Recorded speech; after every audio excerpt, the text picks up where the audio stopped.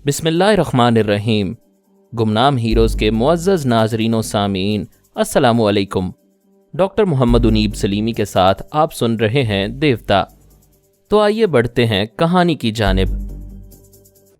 दूसरे जासूस ने इत्तला दी, जॉर्ज फ्रीमैन के मातहत जो हेलीकॉप्टर हासिल कर रहे हैं उसके सिलसिले में फ्लाइंग क्लब के खाते में ये तफसील लिखी है कि वो 12 घंटों के लिए हेलीकॉप्टर हासिल कर रहे हैं और वो जंगल की हुदूद में परवाज़ करेंगे, किसी शहर की तरफ नहीं जाएंगे। जो लोग हेलीकॉप्टर या तैयारा चार्टर्ड कराते हैं उन्हें कानूनी ज़ाबितों के मुताबिक यह तहरीरी बयान देना होता है कि वो किस हद तक परवाज़ करेंगे और किन शहरों पर से गुजरेंगे। इस सिलसिले में जो वक्त मुकर्रर होता है ठीक उसी वक्त पर तैयारा या हेलीकॉप्टर वापस फ्लाइंग क्लब तक पहुंचाना पड़ता है। सुपर मास्टर को जब मालूम हुआ कि जॉर्ज फ्रीमैन के मातहत जो हेलीकॉप्टर हासिल कर रहे हैं वो जंगल की हुदूद में परवाज़ करेगा तो उस जंगल की अहमियत और ज़्यादा हो गई। उसने अपने मातहतों को हुक्म दिया कि वो शुमाली अफ्रीका के तमाम शहरों के फ्लाइंग क्लबों पर तवज्जो दें और ये मालूम करते रहें कि हेलीकॉप्टर कहाँ से परवाज़ कर रहा है। इसका ताक़ुब करने की ज़रूरत नहीं है, इत्तला मिलते ही खलाई सैयारे के ज़रिए उसकी निगरानी की जाएगी। सुपर मास्टर की सोच बता रही थी अभी उसके हेलीकॉप्टर परवाज़ नहीं कर रहे हैं, यानी जो अजनबी लोग स्लारा और पारस को पकड़ने आए थे वो सुपर मास्टर से ताल्लुक़ नहीं रखते थे। अब एक मास्क मैन रह गया था। मैंने उसके पास पहुंचकर मालूमात हासिल करना चाही तो कोई काम की बात मालूम ना हुई। ये हम समझ गए थे कि अब जो मास्क मैन हमारी ख्याल ख्वानी की जद में आता है वो दरअसल एक डमी या जूनियर मास्क मैन है। असल उसके पीछे छुपा होता है और अहम मामलात को सिर्फ अपनी ज़ात तक महदूद रखता है। अगरचे मास्क मैन के ज़रिए कुछ मालूम नहीं हो रहा था, लेकिन हमारा अंदाज़ा था वो लोग उसी के आदमी हो सकते हैं। मैं फिर सुपर मास्टर के पास पहुंच गया। उसके दिमाग में ये सवाल डाला, क्या मास्क मैन भी शुमाली अफ्रीका के जंगलात में दिलचस्पी ले रहा है? उसकी सोच ने कहा, यकीनन ले सकता है। उसके ज़राए बहुत वसी हैं। शायद उसे भी मालूम हो गया है कि स्लारा और जॉर्ज फ्रीमैन वहीं पाए जा सकते हैं। ट्रांसफॉर्मर मशीन भी वहीं होगी। जब मैं मालूमात हासिल कर रहा था तो सुपर मास्टर ने ट्रांसमीटर की तरफ देखा। इशारा मौसूल हो रहा था। उसने उसे ऑन किया, कोड वर्ड्स दोहराए। दूसरी तरफ से कहा गया, जनाब एक अहम इत्तला है। फ्रांसीसी सफ़ीर ने यह बात राज रखने की कोशिश की थी लेकिन हमने मालूम कर लिया है। फरहाद अली तैमूर एक चार्टर्ड तैयारे पर पूमी के साथ आ रहा है। आधे घंटे में नकोगारा पहुंचने वाला है। वहां के फ्लाइंग क्लब में उसके लिए 2 हेलीकॉप्टर्स रिजर्व हैं। ये बात समझ में नहीं आ रही है कि दूसरा हेलीकॉप्टर किस मकसद के लिए है। वैसे फरहाद वहां पहुंचते ही जंगलों की तरफ जाने वाला है। सुपर मास्टर ने कहा, मैं तुम लोगों की कारकर्दगी से बहुत खुश हूं। उसने राबिता ख़त्म कर दिया। फिर बुड़बड़ाने लगा, ओ गॉड, वो जंगल किस कदर अहमियत इख्तियार कर गया है और हमें ये बात अब मालूम हो रही है। मैं उसे बुड़बुड़ाता छोड़कर दिमागी तौर पर अपनी जगह हाजिर हो गया। पूमी बेदार हो गई थी। मैंने कहा, फ्रेश होकर आ जाओ, हम पहुंचने ही वाले हैं। वो उठकर चली गई। मैंने सोचा, पिछली रात मेरे बेटे के पास आने वाले इसराइली जासूस भी हो सकते हैं। उन्होंने आयरन को अपना कैदी बनाकर रखा है। शायद उसके ज़रिए कुछ मालूमात हासिल करने के बाद वो मेरे बेटे और स्लारा के पीछे पड़ गए होंगे। मैंने ख्याल ख्वानी की परवाज़ की और आयरन के दिमाग में पहुंच गया। उसने मुझे महसूस नहीं किया, ना ही सांस रोकी। उसकी हालत बहुत बुरी थी। वो आहनी सलाखों के पीछे ऊंधे मुंह पड़ा हुआ था। वहाँ के फौजी अफसरान ने उस पर तशद्दुद की इंतहा कर दी थी। वो धोखा बर्दाश्त नहीं कर रहे थे। एक तो उनके $1,25,00,000 हड़प कर लिए गए थे, दूसरे डमी पारस भी उनके हाथ से निकल गया था। अगर वो डमी को मेरे पास ना भेजते तो हमारी टेलीपैथी के अजाब में मुब्तला रहते। वो हर तरफ से बेबसी और मायूसी का शिकार हो रहे थे और उसका इंतकाम आयरन से ले रहे थे। उन्होंने आयरन को बेहद कमज़ोर बनाने के बाद उस पर तनवीमी अमल किया था और उसके अंदर से ये बात उगलवाई थी कि उसकी बहन स्लारा और भाई जॉर्ज फ्रीमैन उसके भाई हार्डी के साथ एक बहुत बड़े किले में रहते हैं। वो किला उनके बाप दादा के ज़माने से उनकी मलकियत है और वो वस्ती अफ्रीका के एक जंगल में है। ये बहुत अहम मालूमात थीं। वो अपने फ़ौजी जवानों में से ऐसे जवानों का इंतखाब करने लगे जो जंगलात के मुतल्लिक ज़्यादा से ज़्यादा मालूमात रखते थे। गुरिल्ला जंग लड़ चुके थे। उनमें इंजीनियर, डॉक्टर और दूसरे माहिरीन भी थे। वो 200 नौजवानों की एक छोटी सी फौज बनाकर उस जंगल में पहुंचाना चाहते थे। इससे पहले जॉर्ज फ्रीमैन ने फिर उनसे राबिता कायम किया था। अपने भाई आयरन की खैरियत पूछ रहा था। यहूदी इंटेलिजेंस के अफसर ने कहा, तुम असल पारस को हमारे हवाले कर दो, तुम्हारा भाई तुम्हें वापस मिल जाएगा, वरना हम उसे अजियतें पहुंचा रहे हैं। ऐसा ना हो कि एक दिन वो अजियतें बर्दाश्त ना करते हुए मर जाए। जॉर्ज फ्रीमैन ने कहा था, मुझे थोड़ी सी मोहलत दो, मैं बहुत परेशान हूं। पारस अव्वल मेरी कैद से फरार हो गया है और मैं उसे जंगल में ढूंढता फिर रहा हूं। मैं ये बातें इसराइली इंटेलिजेंस के एक अफसर के दिमाग से मालूम कर रहा था। उसकी सोच ने बताया कि उसके कई फौजी अफसरान अफ्रीका के शहरों में पहुंच गए हैं, कुछ नकोगारा में भी हैं। अब वहां की हुकूमत से इसराइली हुक्काम दोस्ताना समझौता कर रहे हैं, अपने कुछ हेलीकॉप्टर वहां ले जाना चाहते हैं। इन बातों से पता चल रहा था कि इसराइली वहां सरगर्म अमल होने के लिए आ रहे थे, मगर अभी पूरी तरह नहीं आए हैं, और ना ही पिछली रात वो मेरे बेटे और स्लारा के पास आए थे। अब इसमें शुबे की कोई गुंजाइश नहीं थी कि वो आने वाले मास्क मैन से ताल्लुक रखते थे। पूमी मुंह हाथ धोकर हल्का सा मेकअप करने के बाद मेरे पास आकर बैठ गई। वो खिले हुए फूल की तरह तरोताज़ा लग रही थी। मैंने उसे बड़ी चाहत से देखा तो मुस्कुराने लगी। मैंने उसे बताया कि पारस कहाँ है, किन हालात से गुजर रहा है। सुपर मास्टर, मास्क मैन और यहूदी गुरिल्ले अपने अपने ज़राए के मुताबिक उस जंगल में पहुंच रहे हैं, बल्कि मास्क मैन के आदमी पहुंच चुके हैं। वही पिछली रात मेरे बेटे और स्लारा के पास आए थे। तैयारे में ऐलान होने लगा कि अब वो नकोगारा के एयरपोर्ट पर उतरने वाला है, लिहाजा सेफ्टी सीट बेल्ट्स बांध ली जाएं और अपने अपने सिगरेट बुझा दिए जाएं। मैंने सीट बेल्ट बांधने के बाद पारस के पास पहुंचकर देखा। उनका हेलीकॉप्टर बमुश्किल 30 मील तक गया होगा। ईंधन खत्म हो रहा था, लिहाजा पायलट ने उसे एक जगह उतार दिया था। मैंने कहा, बेटे, वो जंगल मैदान जंग बनने वाला है। मुख्तलिफ मुल्कों के गुरिल्ला फौजी वहां पहुंच रहे हैं। मेरी मालूमात के मुताबिक वो जंगल तकरीबन 800 किलोमीटर के रकबे में फैला हुआ है। मैं चाहता हूं तुम इस जंगल में 2-4 घंटे छुपते फिरो। तुम्हारे पास हथियार हैं, फिर मैं भी यहां पहुंच ही गया हूं। तुम्हारी निगरानी करता रहूंगा। क्या आप नहीं चाहते कि मैं किसी शहर तक पहुंचूं? तुम शहर पहुंचोगे तो खेल बिगड़ जाएगा। वो लोग सिर्फ ट्रांसफॉर्मर मशीन को नहीं, तुम्हें और स्लारा को भी हासिल करना चाहेंगे। तुम दोनों के जरिए मुझे और जॉर्ज फ्रीमैन को कमज़ोर बनाने की कोशिश करेंगे। तुम्हारी सोनिया मामा अपने गुरिल्ला जवानों के साथ पहुंचने वाली हैं। हम चाहते हैं कि जितने दुश्मन अपने गुरिल्ला फौजियों के साथ पहुंच रहे हैं वो 2-3 चक्रों में पड़ जाएं।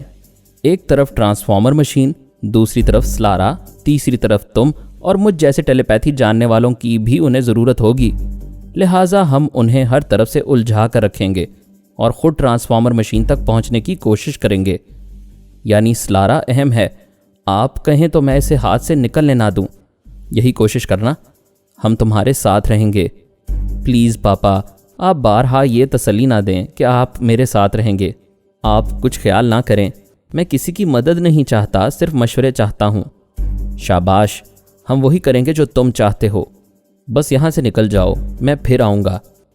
जहाज़ रनवे पर दौड़ता हुआ अपनी मखसूस जगह पर आकर रुक गया था। हमारे लिए सीढ़ी लगाई जा रही थी। मैंने वहाँ के जासूस को मुखातिब किया, फिर पूछा, क्या रिपोर्ट है? उसने कहा, कुछ मुश्तबा लोग हमारी नज़रों में हैं। उनकी नज़रें आपके तैयारे की तरफ हैं, जबकि यह आम मुसाफिर बरदार तैयारा नहीं है। यहाँ आपकी आमद राज नहीं रही है। तुम इस सिलसिले में क्या कर रहे हो? हमारे आदमी उन तमाम मशकूक लोगों को नज़रों में रखे हुए हैं।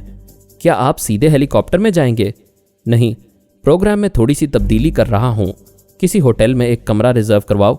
मैं देखना चाहता हूँ कितने लोग मेरा ताकुब करते हैं और वो किन तंजीमों और बड़े मुल्कों से ताल्लुक़ रखते हैं।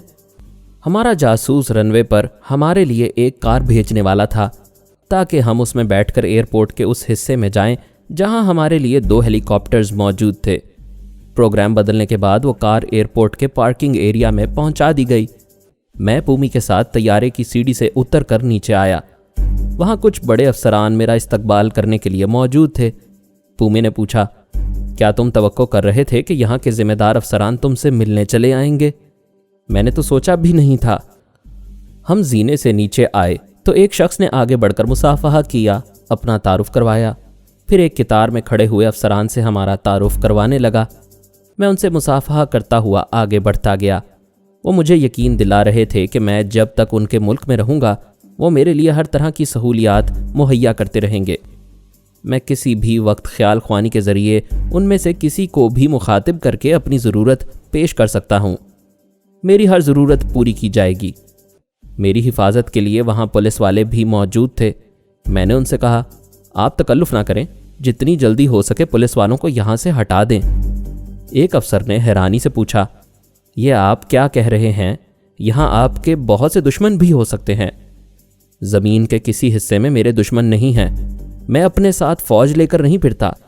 پھر بھی جناب، آپ ہمارے ملک میں پہلی بار آئے ہیں، آپ کی حفاظت کی ذمہ داری ہمارا فرض ہے۔ آپ نے کہا تھا کہ میری ہر ضرورت پوری کی جائے گی، لہٰذا سب سے پہلی ضرورت یہی ہے کہ پولیس والوں کو یہاں سے ہٹا دیا جائے۔ میں جہاں بھی جاؤں وہاں سرکاری طور پر کوئی بھی میری نگرانی کرنے والا نہ ہو۔ میں نے ایئرپورٹ کی عمارت میں داخل ہونے سے پہلے ہی پولیس کو واپس کر دیا۔ پھر عمارت میں داخل ہوا۔ پریس رپورٹرز اور فوٹوگرافرز کا ہجوم تھا۔ اس بھیڑ میں ہمارے دشمن بھی ہو سکتے تھے۔ پومی نے آگے بڑھ کر ان کا راستہ روکتے ہوئے کہا، ذرا ایک منٹ۔ پھر اس نے آنکھیں بند کیں، ایک انگلی چھت کی طرف اٹھائی، پھر پوچھا، فرہاد، کیا تم میرے دماغ میں موجود ہو؟ وہ ذرا خاموش ہوئی، پھر بولی، میں اب آنکھیں کھول رہی ہوں۔ تم میرے دماغ میں رہ کر میرے ذریعے ان تمام لوگوں کو دیکھو۔ جو بھی آگے بڑھ کر کچھ بولے گا اس کے دماغ میں پہنچ کر زلزلہ پیدا کر دو۔ میں پومی کے پیچھے ایک ڈمی کی طرح کھڑا ہوا تھا۔ اس نے اپنے اس طریقہ کار سے یہ ظاہر کر دیا تھا کہ میں اصل فرہاد نہیں ہوں۔ اگر ہوتا تو وہ مجھ سے مخاطب ہوتی۔ اس نے پریس رپورٹرز اور فوٹوگرافرز کو مخاطب کرتے ہوئے کہا، آپ لوگ دور ہٹ کر جو سوال کرنا چاہیں کر سکتے ہیں، مگر ذرا جلدی کریں، ہماری دوسری مصروفیات بھی ہیں۔ ایک رپورٹر نے سوال کیا، مس صاحبہ، کیا ہم پوچھ سکتے ہیں کہ آپ کون ہیں؟ مجھے پومی کہتے ہیں۔ اس نے کہا، آپ نے یہاں پہنچتے ہی ٹیلی پیتھی کے ذریعے ہمیں دہشت زدہ کر دیا ہے کہ ہماری کھوپڑی میں زلزلہ پیدا ہو جائے گا اور ہم کوئی سچا اور کڑوا سوال کرنے سے پرہیز کریں گے۔ کیا یہ زبان بندی آپ مناسب سمجھتی ہیں؟ میں نے کہا، میری طرف سے آپ لوگوں کو کھلی آزادی ہے، جو سوال کرنا چاہیں کر سکتے ہیں۔ آپ اصلی فرہاد نہیں ہیں۔ میں نے جواب دیا، جب میرے دماغ میں فرہاد صاحب موجود ہوتے ہیں تو میں اصلی ہوتا ہوں، اور اس وقت بھی خالص ہوں۔ یہاں کے جو اعلیٰ افسران مجھے اصلی فرہاد سمجھ کر بڑے شوق سے ملنے آئے تھے اور مصافحہ کر رہے تھے، وہ کچھ مایوس ہو گئے تھے۔ دوسرے رپورٹر نے سوال کیا، یہاں آپ کی آمد کا مقصد کیا ہے؟ میں نے کہا، جیسا کہ ساری دنیا جانتی ہے، ٹرانسفارمر مشین سبھی کے لیے ایک معمہ اور مسئلہ بنی ہوئی ہے۔ یہ الادین کا چراغ ہے، جسے مل جائے اسے ٹیلی پیتھی کا علم حاصل ہو سکتا ہے، اور بھی دنیا کے علوم حاصل کیے جا سکتے ہیں۔ ہم ٹیلی پیتھی جاننے والے یہ نہیں چاہتے کہ وہ مشین کسی کے پاس رہے اور وہ اس کے ذریعے مزید ٹیلی پیتھی جاننے والے پیدا کرتے رہیں۔ آپ ایسا کیوں چاہتے ہیں؟ جب آپ نے ایک علم سیکھا ہے تو دوسروں کو بھی سیکھنے کا موقع دیں۔ ہم نے اپنے علم سے کبھی کسی کو نقصان نہیں پہنچایا، لیکن جو لوگ آئندہ سیکھیں گے ان کے متعلق کیسے یقین سے کہا جا سکتا ہے کہ وہ انسان ہوں گے یا شیطان؟ اگر اچھے اور سچے ارادے رکھنے والے لوگ ٹرانسفارمر مشین کے ذریعے ٹیلی پیتھی حاصل کرنا چاہیں، تب آپ کو کیا اعتراض ہوگا؟ ہمیں کوئی اعتراض نہیں ہوگا، لیکن ایسا ہم اپنی نگرانی میں کریں گے۔ پہلے یقین کریں گے کہ جو شخص ٹیلی پیتھی کا علم حاصل کر رہا ہے واقعی وہ اچھے اور سچے ارادے رکھتا ہے یا نہیں۔ کیا ایسا نہیں ہے کہ آپ دنیا میں تنہا ٹیلی پیتھی کے بادشاہ بن کر رہنا چاہتے ہیں؟ اگر ایسا ہوتا تو رسونتی، شیبا، آرمر اور جوجو وغیرہ کو میں کبھی زندہ نہ رہنے دیتا۔ آپ پر الزام ہے آپ نے ٹیلی پیتھی جاننے والی شیبا کو خودکشی پر مجبور کر دیا تھا۔ الزام تو الزام ہی ہوتا ہے، حقیقت کچھ اور ہوتی ہے۔ وہ بیچاری یہودی سیاست کا شکار ہو گئی تھی۔ کیا وہ ٹرانسفارمر مشین ہمارے ملک میں ہے؟ اب آپ یہاں سے اسے لے جانا چاہتے ہیں؟ میری کوشش یہی ہوگی۔ ویسے میں آپ لوگوں کی اطلاع کے لیے عرض کر دوں، یہاں صرف فرہاد علی تیمور نہیں آیا ہے، سپر طاقتیں بھی پہنچ رہی ہیں، کچھ پہنچ چکی ہیں، یہودی گوریلے بھی پہنچ رہے ہیں۔ آپ کا یہ 800 کلومیٹر پر پھیلا ہوا جنگل میدان جنگ بن رہا ہے۔ کیا آپ لوگوں کی آمد سے ہمارے جنگلات کو نقصان پہنچے گا؟ پتہ نہیں کہاں کہاں آگ لگے گی، ہمارے قیمتی درخت جل کر راکھ ہو جائیں گے۔ شیر، چیتے اور دوسرے قیمتی درندے جن سے ہم لاکھوں کروڑوں ڈالر کا زر مبادلہ حاصل کرتے ہیں وہ مارے جائیں گے۔ ہو سکتا ہے وہ ٹرانسفارمر مشین بین الاقوامی تنازع کا سبب بن جائے اور بڑے بڑے ممالک اپنی فوجیں یہاں اتارنا شروع کر دیں۔ میں نے جواب دیا، میں جس ملک میں جاتا ہوں وہاں میری کوشش یہی ہوتی ہے کہ میری ذات سے نقصان نہ پہنچے، لیکن دشمن میرے حوالے سے نقصانات پہنچانا شروع کر دیتے ہیں۔ میں آپ لوگوں سے وعدہ کرتا ہوں، یہاں کوئی بڑا ملک اپنی فوج نہیں اتار سکے گا۔ اگر وہ ایسا کرے گا تو شدید نقصانات سے دوچار ہوگا۔ ایک نے پوچھا، آپ ہمارے جنگلات کو کس طرح محفوظ رکھ سکتے ہیں؟ میں ان کی حفاظت کا وعدہ تو نہیں کرتا، لیکن میں اتنا جانتا ہوں کہ کون کون سی تنظیمیں اور کون کون سے ملک ان جنگلات میں کیمپ لگانے والے ہیں۔ لہٰذا یہاں جتنے درخت جلیں گے، جتنے جانور مارے جائیں گے یا اور دوسری طرح کے جو نقصانات ہوں گے، میں ان سب کا دگنا معاوضہ ان تمام تنظیموں اور ان تمام ممالک سے دلواؤں گا جو یہاں کیمپ لگانے والے ہیں۔ یہ کیسے ممکن ہے؟ وہ سب آپ کے مخالف ہیں، پھر آپ ان سے کس طرح معاوضہ دلوائیں گے؟ یہی تو بات ہے، یہ تمام بڑے ممالک میرے دشمن بھی ہیں اور دوستی بھی ظاہر کرتے ہیں، لہٰذا دوستی ثابت کرنے کے لیے اور میرے ذریعے نقصانات سے محفوظ رہنے کے لیے انہیں ڈالر اور پاؤنڈ میں یہاں کے نقصانات کی تلافی کرنا ہوگی۔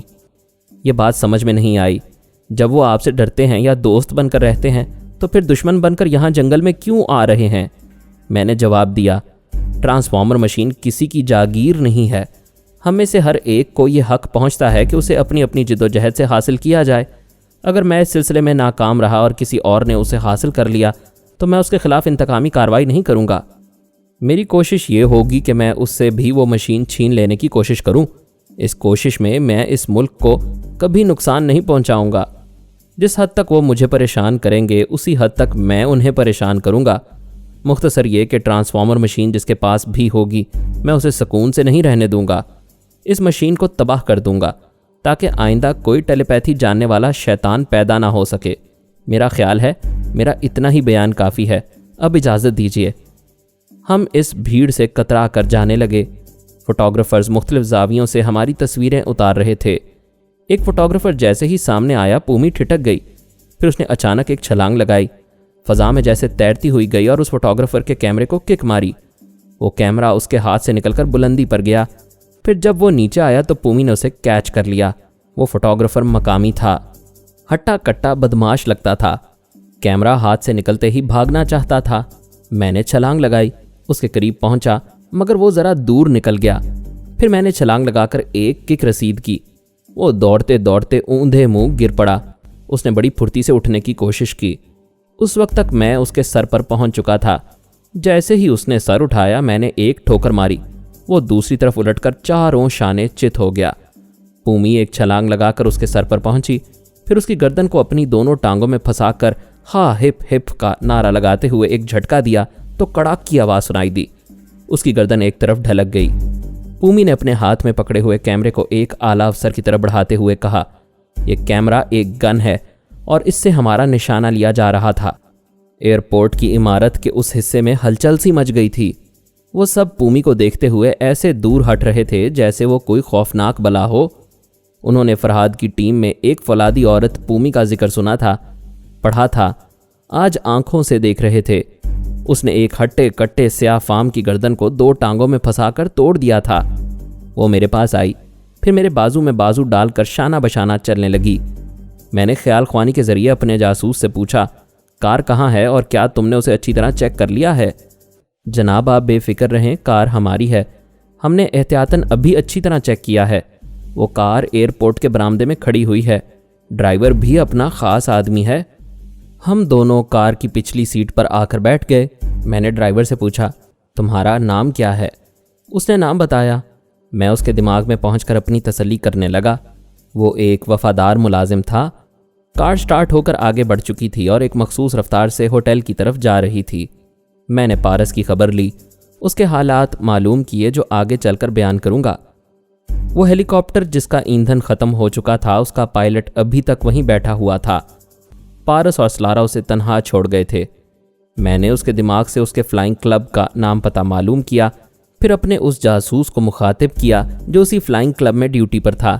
میں نے اس سے کہا، وہاں کے انچارج کو بتاؤ پچھلی رات جو ہیلی کاپٹر جنگل کی طرف گیا تھا اس کا ایندھن ختم ہو چکا ہے، اس میں جانے والے کچھ مارے گئے ہیں، کچھ بھٹک گئے ہیں، اس کا پائلٹ تنہا جنگل میں ان کی مدد کا محتاج ہے۔ इस हेलीकॉप्टर के लिए फ़ौरन ईंधन पहुंचाया जाए। हम होटल पहुंच गए। अपने कमरे में पहुंचने के बाद उसका अच्छी तरह जायज़ा लिया। हमारे जासूस ने यकीन दिलाया था वहाँ कोई खुफिया माइक वगैरह नहीं है।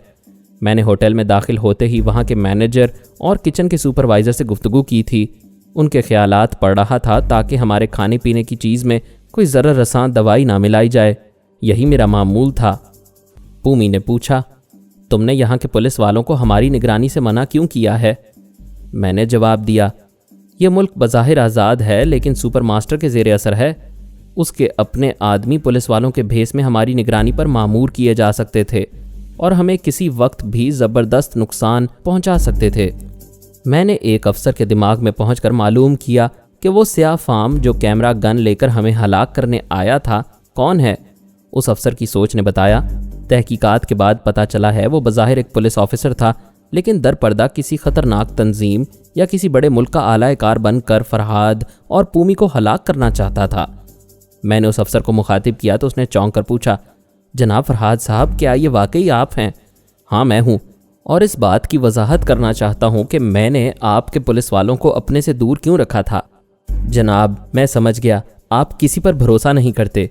सिर्फ यही बात नहीं है, तुम्हारा मुल्क सुपर मास्टर के ज़ेर असर है। दरपर्दा सुपर मास्टर ही का हुक्म चलता है। आप जिन पुलिस वालों को मेरी निगरानी पर मामूर करते तो मुमकिन था कि वो सुपर मास्टर के ख़ास आदमी ही होते। मुझे अफसोस है, मेरी नादानिस्तगी में आपको नुकसान पहुंचने वाला था।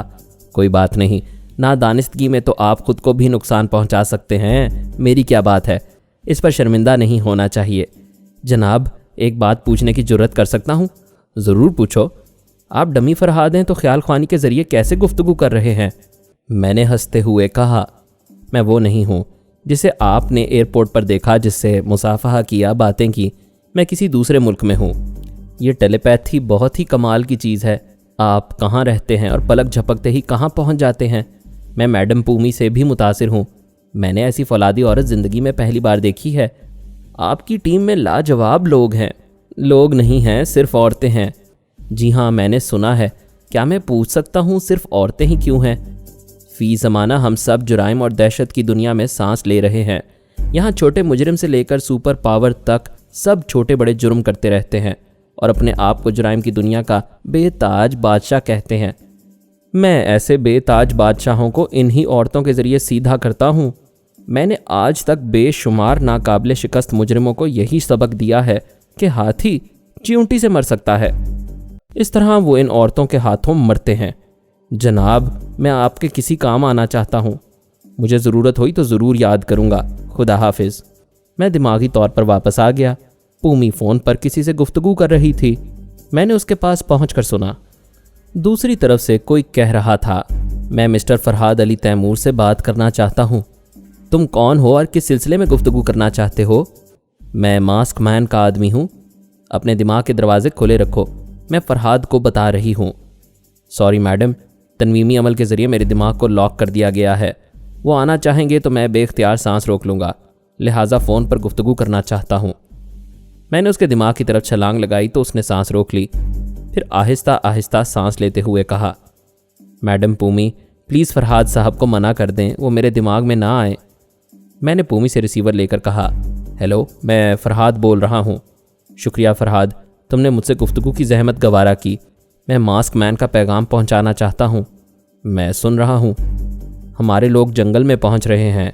हमने फ़ैसला किया है आपसे किसी मकाम पर नहीं टकराएंगे, चुपचाप मशीन तक पहुँचने की कोशिश करेंगे। ये बात मुझे बताने का क्या मकसद है? साबका मास्क मैन आपके बेहतरीन दोस्त थे। मौजूदा मास्क मैन भी दोस्ती का सबूत देना चाहते हैं। उनकी दोस्ती का सबूत पिछली रात मिल चुका है। मेरे बेटे ने तुम्हारे 4 आदमी मार दिए हैं, बाकी 6 की किस्मत अच्छी थी जो बच गए।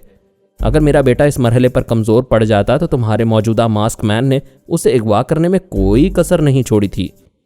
आपको गलत फहमी हुई है। हमारे किसी आदमी ने ऐसी हरकत नहीं की है। तुम्हारे एतराफ़ करने या ना करने से मेरे लिए कोई फ़र्क नहीं पड़ता। मैं ख्याल ख्वानी के ज़रिए असल मुजरिमों तक पहुँच ही जाता हूँ। फिर यह है कि हम सब ट्रांसफॉर्मर मशीन के लिए एक जंगल में पहुँच रहे हैं जो हमारे लिए मैदान जंग की मानिद है, और मैदान जंग में कोई दोस्त बनकर नहीं जाता। तुम्हारे मास्क मैन के पैगाम का मेरा यही जवाब है। मैं रिसीवर रख कर बिस्तर पर चारों शाने चित हो गया। पूमी ने कहा, तुम पिछली रात से जाग रहे हो, अब तुम्हें सो जाना चाहिए। मैं तुम्हें ख्याल ख्वानी नहीं करने दूंगी। चलो आंखें बंद करो। मैंने आंखें बंद कर लीं। वो मेरे पास आ गई, फिर मेरे सर को सहलाने लगी, अपनी फौलादी उंगलियों से मेरे बालों में कंघी करने लगी। मैं दिमाग को हिदायत देकर सो गया। अभी 1 ही घंटा गुजरा था कि फ़ोन की घंटी बजने लगी। मेरी आंख खुल गई। पूमी ने कहा, तुम सोते रहो। मैंने आंखें बंद कर लीं। वो रिसीवर उठाकर बोली, हेलो। दूसरी तरफ से आवाज़ आई, हेलो मैडम पूमी, अगर वो डमी फरहाद है तो तुम वहाँ क्या कर रही हो? क्या तुम चाहते हो मैं असल फरहाद के बेडरूम में जाऊँ? तुम्हारी दोस्ती असल फरहाद से ही है। तुम्हारी मालूमात बहुत कमज़ोर हैं। मेरा असली फरहाद से कोई रिश्ता नहीं है। मेरा महबूब यही है जो इस वक्त भी मेरे साथ है। मगर तुम कौन हो, क्या चाहते हो? जब तक तुम्हारे बेडरूम का दरवाज़ा बंद है, तुम्हारा वो महबूब महफूज है। जैसे ही वो कमरे से निकलेगा उसे गोली मार दी जाएगी। मैं आंखें बंद किए पूमी के दिमाग में था और दूसरी तरफ की बातें सुन रहा था। मैं जानता था इतनी जुर्रत से बातें करने वाला यकीनन योगा का माहिर होगा। मुझे दिमाग में नहीं आने देगा। मैं टेलीफोन एक्सचेंज के एक ऑपरेटर के दिमाग में पहुंच गया। उससे मालूम किया, पता चला कमरा नंबर 222 से किसी शख्स ने हमारे कमरे का नंबर मांगा था और अब वहां से गुफ्तगू कर रहा था। मैं मैनेजर के पास गया। वो एक नौजवान बैरे से बातें कर रहा था। मैंने उस बैरे की आवाज़ सुनी, उसके दिमाग में पहुंच गया। वो अच्छा कदावर सेहतमंद था। मैं उसे वहां से हिदायत देता हुआ 2nd फ्लोर पर ले गया।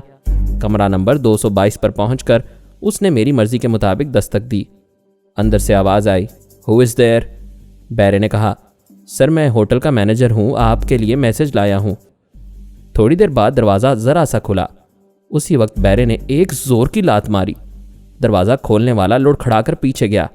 उसने अंदर आकर दरवाजे को बंद करते हुए कहा, अभी तुमने फ़ोन पर कहा था कि फरहाद अली तैमूर कमरे से निकलेगा तो गोली मार दी जाएगी। ये लो, मैं अपने कमरे से निकलकर तुम्हारे कमरे में आ गया। ये कहते ही उसने एक जोर का घूंसा उसके मुंह पर रसीद किया। वो कमरे के वस्त में जाकर गिरा। वहां एक शख्स और मौजूद था। उसने रिवॉल्वर निकालकर कहा, खबरदार, एक कदम आगे ना बढ़ाना। सच सच बताओ तुम कौन हो? मैं फरहाद हूं, कल यहां पहुंच गया था। एक बैरे को मैंने 5000 दिए और आज छुट्टी करने के लिए कह दिया। फिर उसके मेकअप में यहां पहुंच गया हूं। मैंने उस बैरे के दिमाग पर पूरी तरह कब्जा जमाया हुआ था। वो जिस्मानी तौर पर अच्छा खासा ताकतवर था, लेकिन दाव पेच नहीं जानता था, लड़ने के फन से वाकिफ नहीं था। उसकी ये कमी मैं पूरी कर रहा था। फिर मैंने बात करते करते अचानक फ़ज़ा में छलांग लगाई। ये तो मालूम ही था कि वो गोली चलाएगा, लिहाजा उसके पास पहुंचने से पहले ही मैंने यानी बैरे ने फ़ज़ा ही में कलाबाजी लगाई, जिसके बाइस गोली उसे ना लग सकी। उसकी ठोकर रिवॉल्वर वाले के मुंह पर पड़ी। वो अपना तवाज़न कायम ना रख सका। पीछे गया तो सोफे से टकराकर दूसरी तरफ उलट गया। उसके हाथ से रिवॉल्वर छूट गया था। उसका साथी रिवॉल्वर की तरफ लपका। बैरा गोता लगाने के अंदाज में सीधा रिवॉल्वर की तरफ गया, फिर उसे लिए हुए कलाबाजी खाकर फर्श पर दूसरी जगह पहुंच गया। बैरे के हाथ में रिवॉल्वर आते ही वो दोनों उछलकर खड़े हुए, फिर दरवाजे की तरफ भागने लगे। मैंने मुंह से एक जोरदार आवाज़ निकाली, ठाएं। वो दोनों एकदम से ठिठक कर रुक गए। उनके जहन में यही बात थी कि किसी लम्हे भी रिवॉल्वर से गोली चल सकती है। मैंने हंसते हुए कहा, अभी मेरे मुंह से आवाज़ निकली है, इसके बाद रिवॉल्वर से आवाज़ निकलेगी। बोलो, तुम दोनों को ज़ख्मी करूं और दिमाग तक पहुंचूं या खुद अपने दिमागों के दरवाजे खोल रहे हो? वो दोनों पलटकर बेबसी से मुझे देखने लगे। मैंने कहा, अपने अपने हाथ अपनी अपनी गर्दनों पर रख लो, मैं तुम्हारे दिमागों में बारी बारी पहुंच रहा हूं। यह कहते ही मैंने आर्मर को आवाज़ दी, फ़ौरन मेरे पास आओ। उसे मुखातिब करने के लिए बैरे के दिमाग से निकलना ज़रूरी था। चंद लम्हों के लिए मैं निकला तो बैरा एकदम से बौखला कर अपने हाथ में कभी रिवॉल्वर को और कभी अपने सामने खड़े हुए दो अजनबियों को देखने लगा।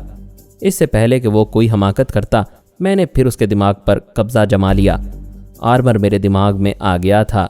मैंने कहा, तुम इस रिवॉल्वर वाले के दिमाग पर कब्जा जमाए रखो, मैं सामने वालों के ख्यालात पढ़ने जा रहा हूँ। मैंने एक के दिमाग में पहुँचना चाहा, उसने सांस रोक ली। दूसरे ने भी यही किया। मैंने उस बैरे की ज़ुबान से कहा, मैं फिर आ रहा हूँ, इस बार अगर सांस रोकी गई तो गोली चल जाएगी। उनमें से एक ने कहा, हम जान दे देंगे लेकिन तुम्हें दिमाग में नहीं आने देंगे। ये कहते ही वो दौड़ता हुआ बिस्तर की तरफ गया। उसने अपना हाथ तकिए के नीचे पहुंचाया। उसी वक्त मैंने बैरे के दिमाग पर कब्जा जमाकर उसके हाथ पर गोली मारी। جو ہاتھ تکیے کے نیچے تھا وہ ریوالور نکال رہا تھا۔ اس میں سوراخ ہو گیا۔